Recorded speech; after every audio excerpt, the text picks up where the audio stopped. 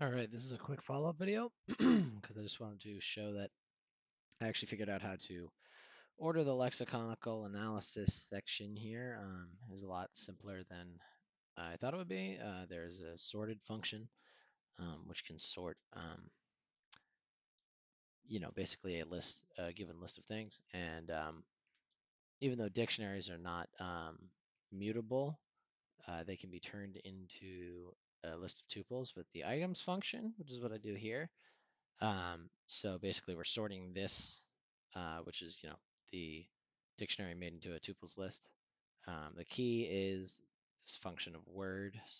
So basically it'll get the attributes within the dictionary, or not the dictionary, but this list. Sorry, I'm mixing my words up there. And then reverse is true because we want to go backwards through because we want to go from uh, most to least used. So we want to go from the highest number first. Um, So yeah, this is extremely simple. We just do it after the for loop that actually, counts the words, and that's just one line. Run it, and there we have it. We have a tie for the most I and not. So yeah, that's about it. Thank you.